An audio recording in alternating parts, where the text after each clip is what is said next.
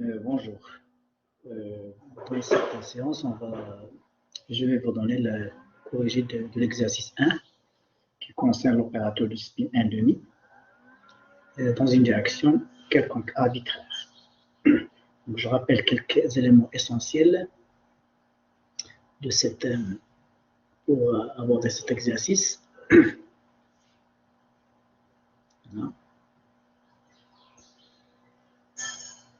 Donc, je rappelle que l'opérateur de spin pour un spin 1,5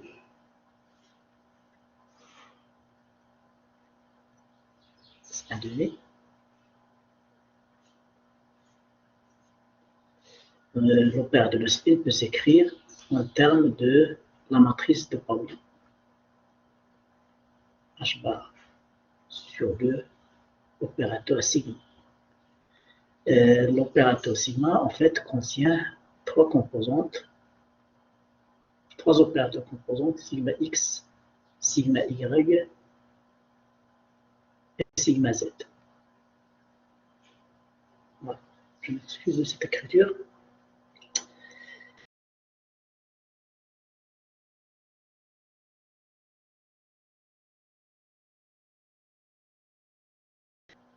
C'est le fois S. Notion de 1,5. C'est 2 fois S plus 1, c'est-à-dire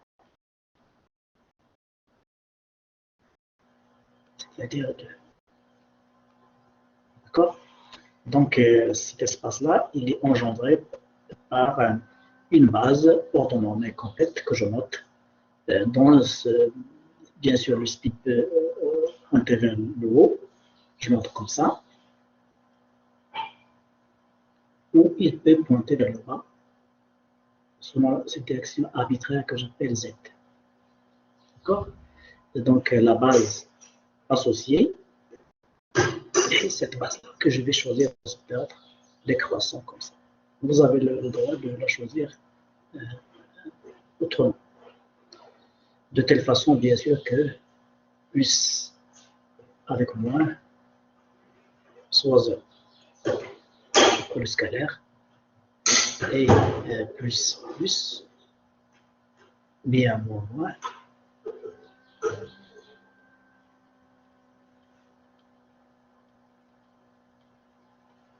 c'est 1. D'accord? C'est une base orthonormée complète. Donc, tout opérateur, ou bien tout vecteur peut s'écrire de manière unique dans cette base. D'accord? Donc, c'est une base orthonormée complète. Donc, si je considère 1, bien sûr, je rappelle que les opérateurs sigma x sont des matrices carrées, 2 fois 2, que je peux écrire dans la base, bien sûr, dans cet ordre, plus et moins. Alors, sigma x, c'est 0, 1, 1, 0. D'accord? Sigma y, toujours dans le même ordre, c'est 0. Ici, j'ai moins i, et là, plus i. Bien sûr, la matrice, il faut toujours vérifier que la matrice est hermétique. Et sigma z, c'est l'élément le plus simple à retenir.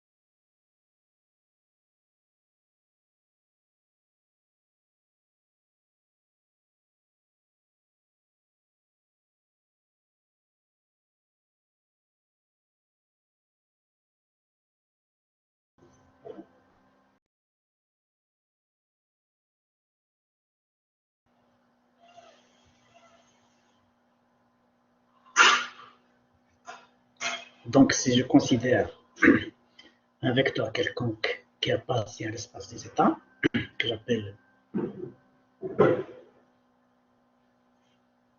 qui, je m'excuse, voilà,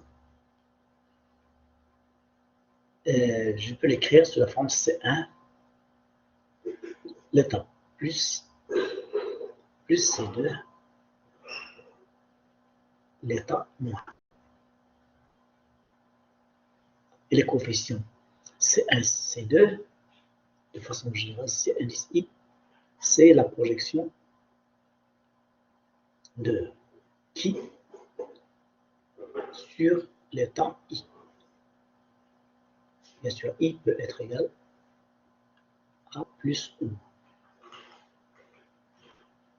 D'accord? Ici, on considère un état qui, dans une direction U quelconque, pour mieux voir les choses, ça c'est le trièdre direct, X, Y, Z, d'origine O, et la direction U, bien sûr on va choisir les coordonnées sphériques, cette direction U va être repérée par les coordonnées sphériques θ. Bien sûr le module de U il est donné, ce qui change c'est θ et l'angle phi, c'est-à-dire que fait la projection de U dans le plan XY. Cet angle je l'appelle phi. D'accord?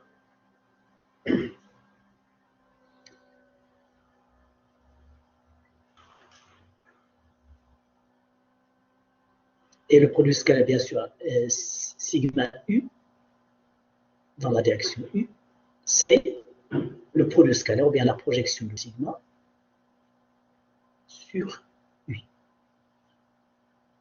D'accord? Alors, si j'applique sigma U sur le vecteur qui, il me donne tout simplement, c'est-à-dire U scalaire sigma appliqué à qui, ça me donne tout simplement 1.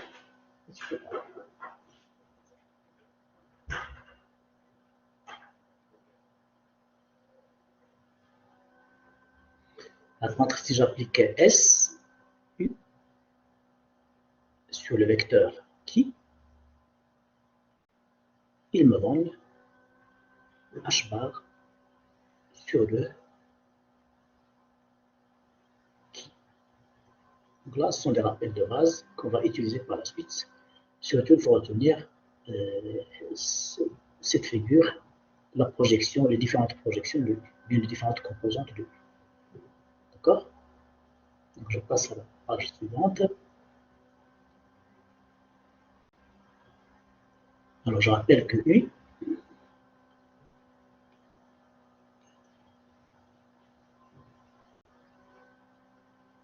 c'est UX. Alors UX, porté par le vecteur unitaire I, c'est X, plus Y, porté par le vecteur unitaire J, plus UZ, porté par le vecteur unitaire K. Je refais le schéma, comme ça vous verrez les choses de façon plus claire. Ça c'est X, Y, Z, Z, ça c'est notre vecteur U,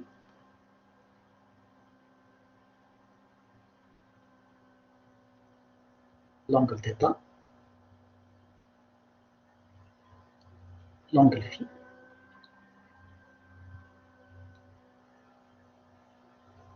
d'accord?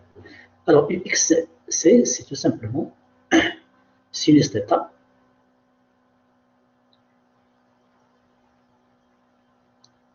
le cosinus phi, bien sûr I, une excuse, plus, Y, c'est sinus θ, sinus phi, porté par J, et Z, c'est tout simplement cosinus θ suivant Z, suivant K. Voilà. Donc ça, c'est quelque chose que vous connaissez déjà.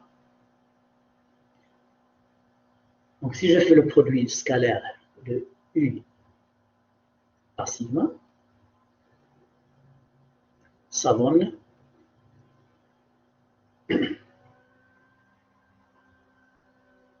UX par, bien sûr, UX, sigma X, I, sigma X plus UY, sigma Y, plus, on peut considérer, ce produit scalaire peut être considéré comme un produit scalaire conventionnel, sachant que, en fait, sigma est un opérateur. Donc, UZ, sigma Z, et donc on effectue le produit scalaire, ça donne sinus θ, cosinus phi, sigma X, plus sinus θ,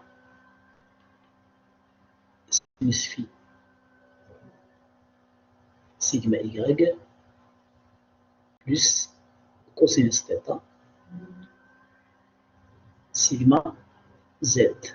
Là, maintenant, je dois remplacer sigma X, sigma Y, sigma Z par leur expression matricielle. Donc là, ça donne tout simplement, bien sûr, dans l'ordre que j'avais établi, que j'avais pris tout à l'heure. Alors, sigma X, je rappelle, sigma X, c'est dans l'ordre, c'est 0, 1, 1, 0. Sigma Y, c'est 0, moins I, I, 0. Et sigma Z, c'est 1 moins 1 sur la diagonale, 0 et 1. Toujours dans l'ordre conventionnel, plus ou moins. Donc là, donc si on fait ce produit,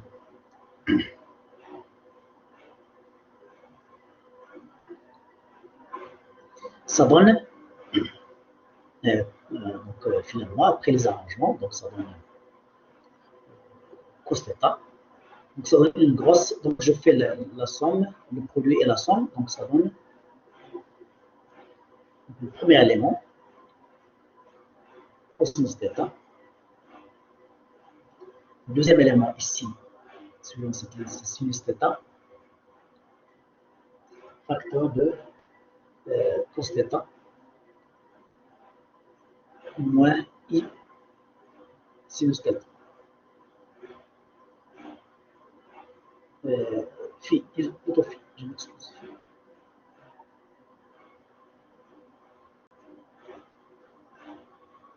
D'accord? Là, j'ai moins cos θ ici.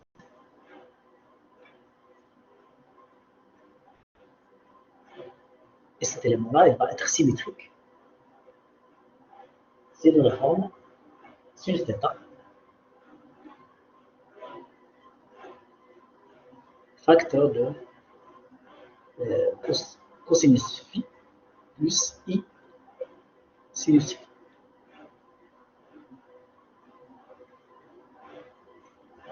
Là, je vous rappelle quelques règles. Ça, c'est tout simplement ce qui est entre crochets, c'est exponentiel moins I phi. Là, c'est le terme conjugué, c'est le exponentiel I phi. D'accord? Bien sûr, ça, c'est la composante de, suivant Z.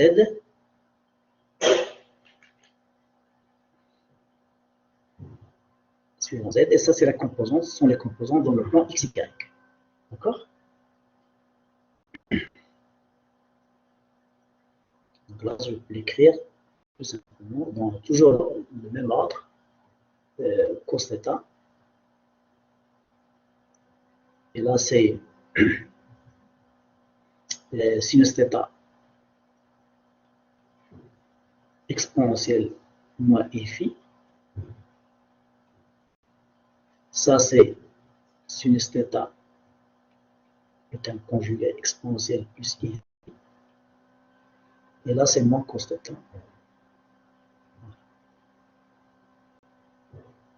Pour simplifier, je peux noter ça, uz, ça c'est moins uz, ça c'est u.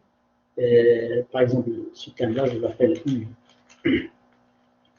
Ce terme-là, je l'appelle u plus, et celui-là, je l'appelle u moins. U plus, ça c'est le terme conjugué, u moins. Et là, c'est uz. Ça, c'est moins uz. Juste pour simplifier. Sinon, vous pouvez garder la même notation. Donc, c'est de la forme. Voilà. C'est de la forme uz. U moins. U plus. uz avec un signe. D'accord? Donc, maintenant, je reviens à notre état qui. N'oubliez pas que qui était donné dans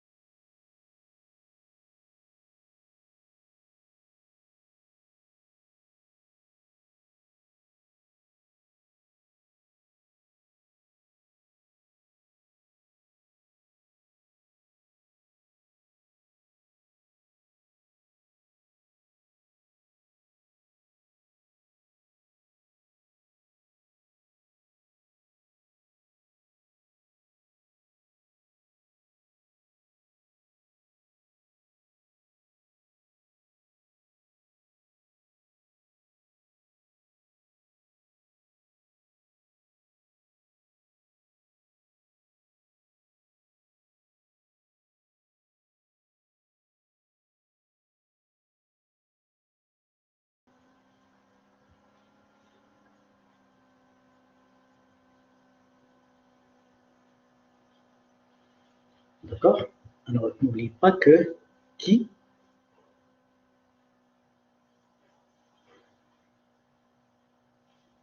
est donné par C1 plus C2 moins. Alors maintenant, on va revenir, donc retenez bien le produit scalaire de U par sigma, c'est-à-dire sigma U, qui est donné par cette expression-là. Et notez les U moins et U plus. Donc on passe à la page suivante. Donc, je reviens à l'équation aux valeurs propres.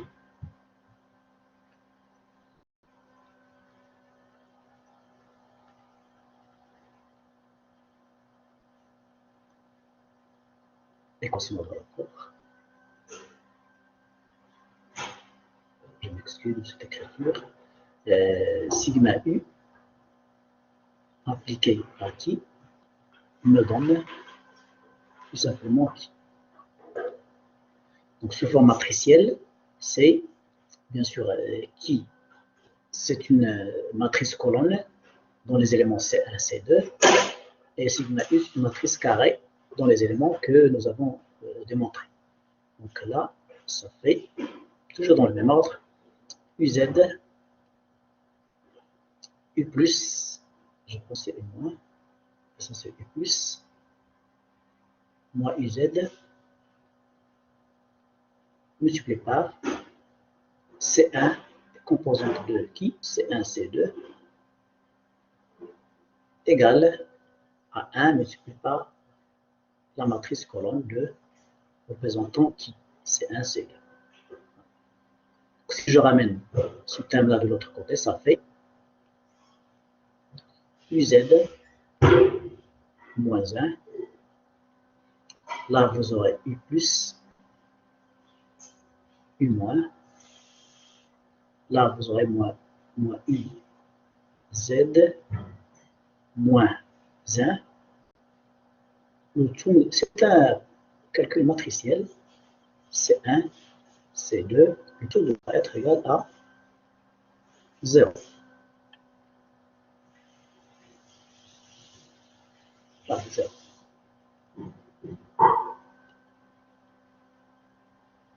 D'accord? Donc, on cherche à déterminer les C1 et les C2. Et le C2. C'est ça l'objectif de cet exercice.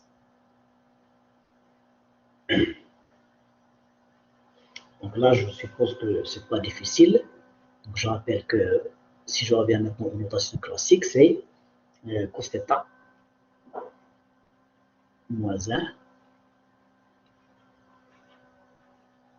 Là, vous aurez sinus θ exponentielle moins i phi. Là, vous aurez simultane conjugué, sinus θ exponentielle plus i phi. Et là, vous aurez moins cos θ moins 1. L'élément, la matrice C1, C2 égale 0. Ça vous donne un système d'équations de deux lignes et deux inconnues qui sont C1 et C2. Donc la résolution n'est pas difficile. Je vais passer pour résoudre ce problème-là.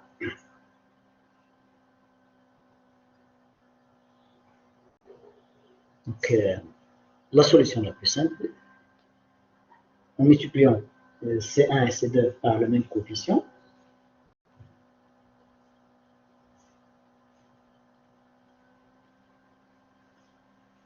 multipliant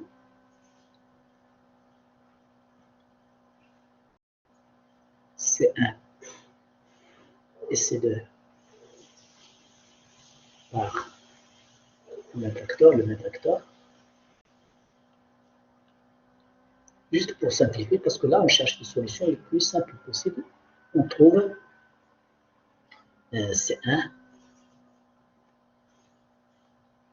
qui va être égal à cos θ sur 2.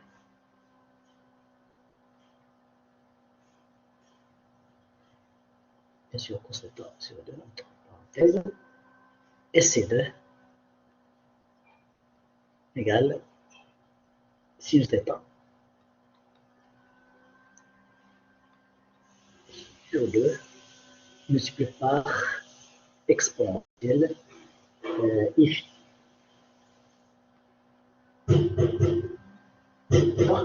Ça, c'est la forme la plus simple de C1 et C2.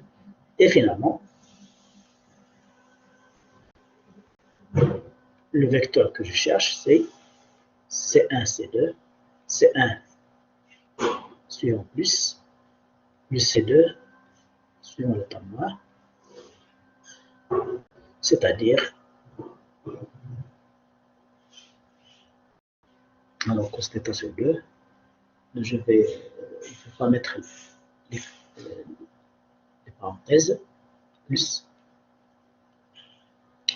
et ce terme-là, ce vecteur, je le mets après, avant, exponentielle i phi, sinus θ sur 2, multiplié par moins. Voilà. Ça, ce sont les composantes qu'on cherche, qui correspondent à l'état et qui, dans la direction arbitraire U. D'accord? Maintenant, pour répondre à la question de la probabilité,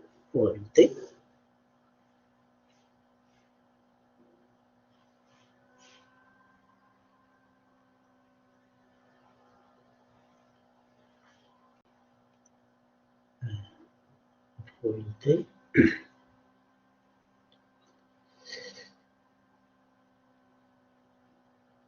Bien, quelle est dans cet état-là, l'état qui, la probabilité de trouver le spin pointant vers le haut.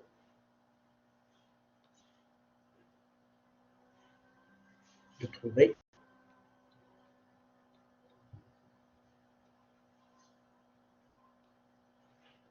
le spin pointant vers le haut, c'est-à-dire pointant vers le haut.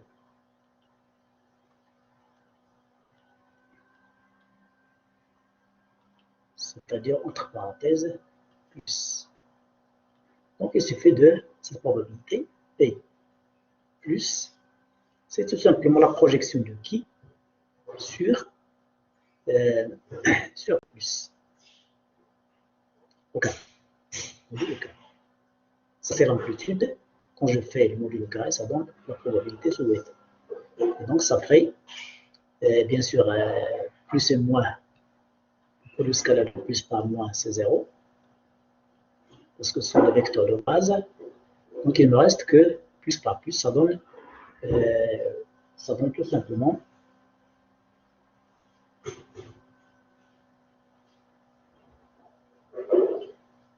cosinus carré, ce terme-là, cosinus carré de θ. Voilà. Et on voit que c'est une fonction. Donc si on trace en fonction de θ, et plus, c'est une fonction oscillante qui oscille entre 1 et 0. Bien sûr, pour θ égale 0, ça fait 1. Voilà, 1. Après, elle s'annule. Ça remonte, ça redescend, ça remonte, etc. Bien sûr, ici, c'est ça, c'est 0. C'est une fonction oscillante entre la valeur maximale 1 et la valeur minimale 0. D'accord? Voilà ce qui concerne cet exercice numéro 1.